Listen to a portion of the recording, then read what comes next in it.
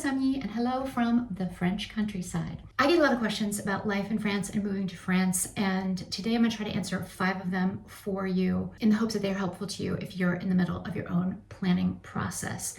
Now, if you're new here, I'm Karen. I'm an American. I live in France since 2022, and I share what my life is like in France.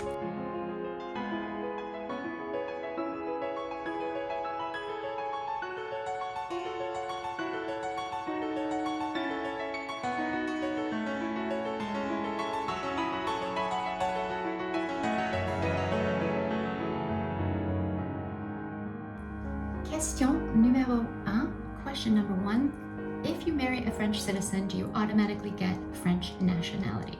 The short answer is no.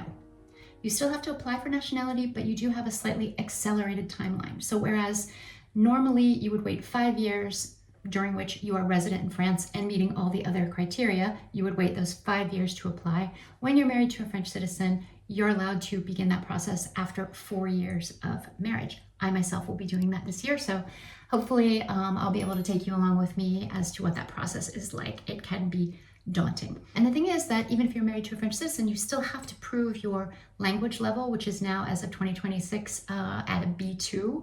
So that's not easy. You have to prove that you have a real life in common, that you have a true marriage. You have to submit to a background check. Your spouse has to have kept their French nationality for the entire time of your marriage.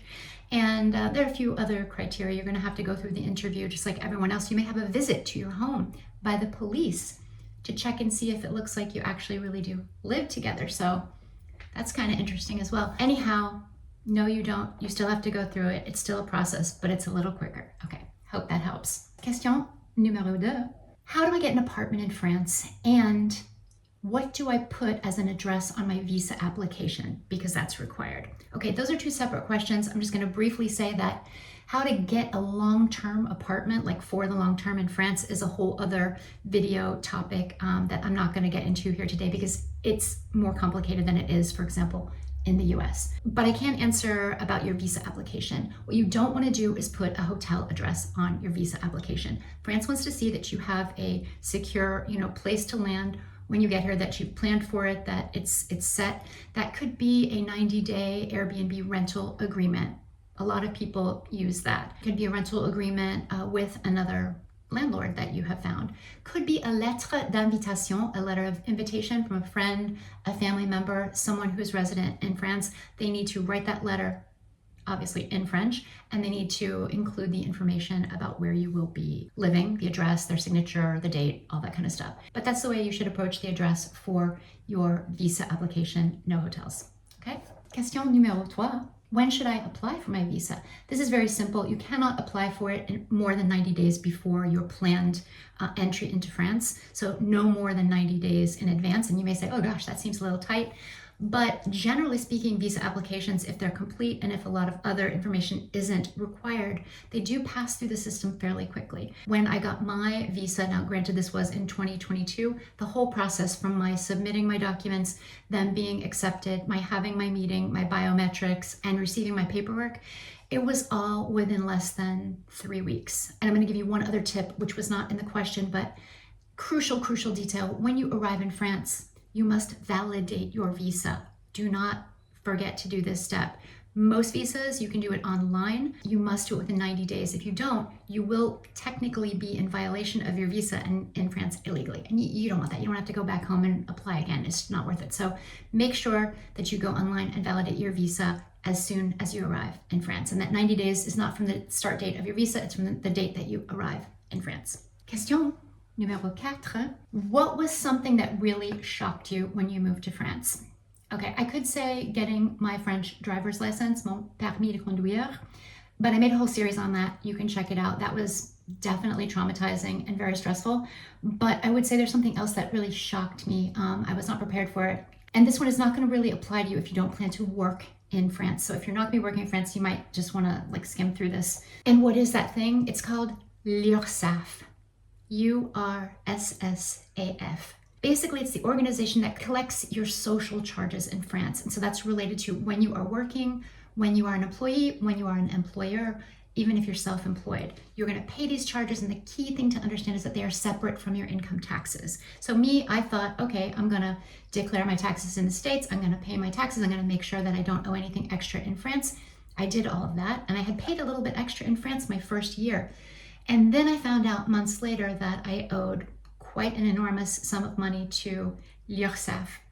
And I didn't understand why, and it took me some time talking through it with a French accountant to really get the sense of what that is. But the social charges pay for the services and the systems we have in France for healthcare, retirement, unemployment, that kind of thing. And so if you're not working, they don't apply to you. If you are working, you're going to be paying into them. Normally, the employer is going to pay more than the employee, but if you're the employer, in my case, I don't employ other people, but I am self-employed. Therefore, it's my business / me who is paying those charges. I'm not going to go into all that, but just look up l'URSSAF, read about it so that you know what to expect. And finally, question numéro 5, question number 5. This is the last question for today.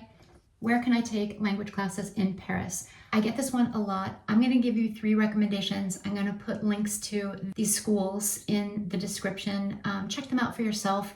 All 3 of them are pretty different, and there are many more on offer for you. I don't have any arrangements for commissions with these schools or anything. It's just hopefully good recommendations, okay? So the first one is the CCFS Sorbonne. I took quite a number of classes there, mainly summer classes for like a month. These are very academic. It's a place where you're going to see a lot of university level students who are going to be getting ready to do like a master's program in France, for example. A lot of grammar, a lot of theory, some good phonetics, very structured, and also great classes on French civilization and history. Okay, so that's CCFS Sorbonne. The next one is Langue.